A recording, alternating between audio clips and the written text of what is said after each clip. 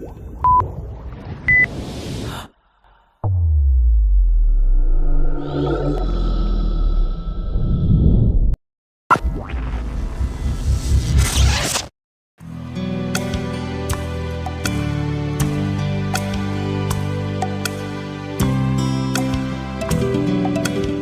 dekriminalisasi pada penyalahguna narkoba yang mulai akrab di telinga kita ternyata membutuhkan jalan yang sangat panjang untuk direalisasikan. Nova Rianti Yusuf, Wakil Ketua Komisi 9 DPR RI mengatakan, paradigma penanggulangan narkoba di negeri ini memang belum sepenuhnya bergeser dari pendekatan law enforcement kepada public health.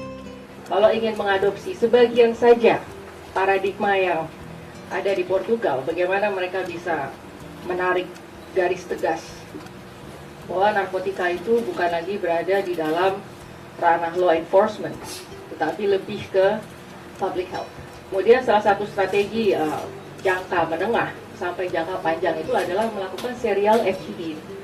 Oleh karena itu saya apresiasi, karena saya pikir biasanya kalau habis mission trip atau trip apapun lah, biasanya itu hanya speak Nabi saja.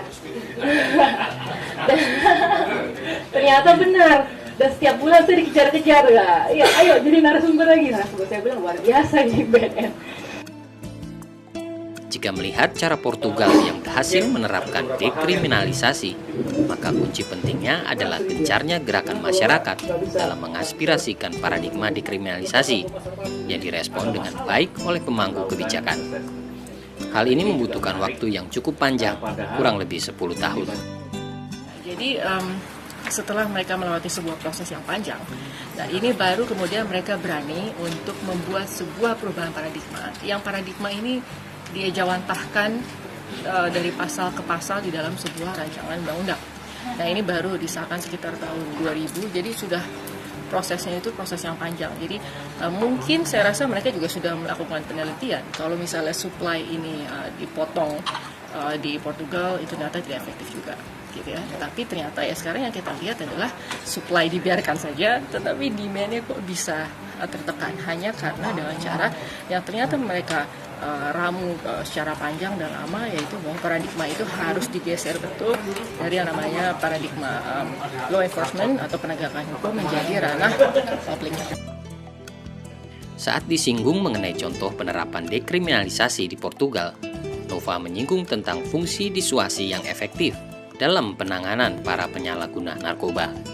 Jadi begini, kalau misalnya ada seseorang tertangkap tangan ya menggunakan narkoba, kemudian juga ada bukti, gitu ya, artinya ada barang bukti yang ada di tangan dia, dia tidak akan diangkut oleh polisi dan dijebloskan misalnya ke tahanan atau ke rutan.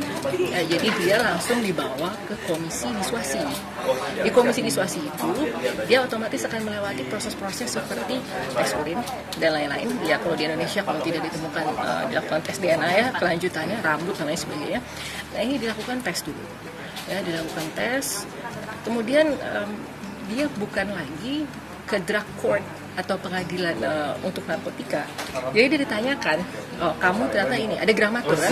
Gramatur itu menentukan apakah jumlahnya itu sudah masuk ke kategori untuk dia ini pengedar atau bukan. Atau hanya murni penyalahguna saja. Nah kemudian dari situ, ini dikembalikan ke dia, apakah dia mau direhabilitasi, gitu ya. Jadi ini bukan verdict, bukan keputusan, gitu. Ini kamu terbukti penyalahguna dan lain sebagainya, kamu memakai narkotika dan lain sebagainya, itu ditawarkan. Dekriminalisasi memang bukan perkara yang mudah. Akan tetapi dengan spirit yang dibangun dari bawah, seperti serial FGD yang gencar dilakukan BNN, maka bukan mustahil penanganan narkoba ala dekriminalisasi ini akan benar-benar terwujud. Memang perlu ada pemahaman yang sama di kalangan aparat hukum, khususnya bagi teman-teman hakim untuk menyatukan pendapat. Karena memang yang saya lakukan ini masih sangat kecil. Artinya yang umum itu yang memang benar, nggak salah mereka melakukan bahwa harus menggunakan pasal 112, 111, 115, 14 karena nggak didakwakan, itu juga benar. Tapi saya mencoba menggali, mencoba melakukan terobosan-terobosan hukum untuk karena tidak semua undang-undang itu adil.